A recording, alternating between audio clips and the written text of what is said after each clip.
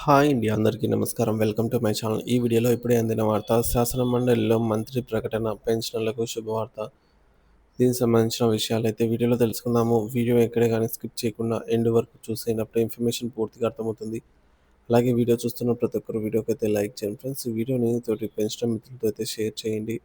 కొత్తగా మన ఛానల్‌ని చూస్తున్నవారు ఇంకెవరైనా సబ్స్క్రైబ్ చేసుకోకుంటే వెంటనే మన ఛానల్‌ని సబ్స్క్రైబ్ చేసుకోండి. దీని ద్వారా నేను చేసే లేటెస్ట్ వీడియోస్ అన్నీ మీ వరకు రీచ్ అవుతాయి. ఇక ఆలస్యం చేయకుండా వివరాల్లోకైతే వెళ్ళిపోదాము. సో ఫ్రెండ్స్, ఇక విషయానికొచ్చినట్లయితే పెన్షనర్లకు శుభవార్త అండి. పీఆర్సీ, డీఆర్‌పై మంత్రి కీలక ప్రకటన. దాని వివరాలు తెలుసుకుందాము.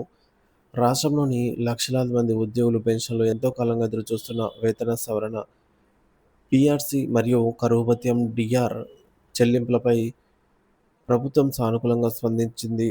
శాసనసభలో జరిగిన చర్చల సందర్భంగా ఆర్థిక మంత్రి చేసిన కీలక ప్రకటన పదవీ విరమణ చేసిన ఉద్యోగుల ఆర్థిక ఆందోళనకు కొంతవరకు ఊరటనిచ్చింది. ఈ ప్రకటన రాష్ట్ర వ్యాప్తంగా ఉద్యోగులు, పెన్షనర్లలో కొత్త ఆశలను చిగురింపజేసింది. మరి పెండింగ్‌లో ఉన్న బకాయిలు, తీవ్ర ఆర్థిక ఇబ్బందులేంటని చూసుకున్నట్లయితే మంత్రి మాట్లాడుతూ పదవీ విరమణ చేసిన ఉద్యోగుల పరిస్థితి అత్యంత క్లిష్టంగా మారిందని అంగీకరించారు.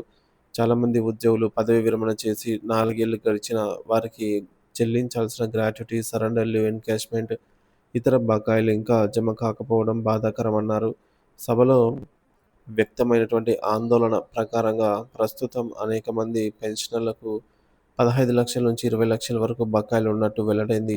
ఈ ఆలస్యం కారణంగా రిటైర్డ్ సిబ్బంది తీవ్ర ఆర్థిక ఇబ్బందులను ఎదుర్కొంటున్నారని, వారి దైనందిన జీవితం భారంగా మారిందని పలువురు సభ్యులు ప్రభుత్వ దృష్టికి తీసుకెళ్లారు. వైద్య ఖర్చులు, కుటుంబ పోషణ, పిల్లల చదువులు వంటి అవసరాలకు డబ్బులు లేక ఎన్నో కుటుంబాలు సతమతమవుతున్నాయని తెలిపారు. ఈ పరిస్థితిని సీరియస్‌గా పరిగణించిన ప్రభుత్వం ఈ బకాయిలను ఆహ్, త్వరితగతిన క్లియర్ చేసే దిశగా ప్రయత్నాలు ప్రారంభించినట్టు మంత్రి స్పష్టం చేశారు. ఉద్యోగులు, పెన్షనర్లు తమ హక్కులను పొందేలాగా ప్రభుత్వం కట్టుబడి ఉందని హామీ ఇచ్చారు. ఇక పీఆర్సీ పునర్నిర్మాణం, ఐఆర్ ప్రకటనపై కీలక సమాచారం. వేతన సవరణ కమిషన్ పీఆర్సీ విషయానికొస్తే ప్రభుత్వం దాని పునర్నిర్మాణంపై సమగ్రంగా పరిశీలిస్తోందని మంత్రి తెలిపారు.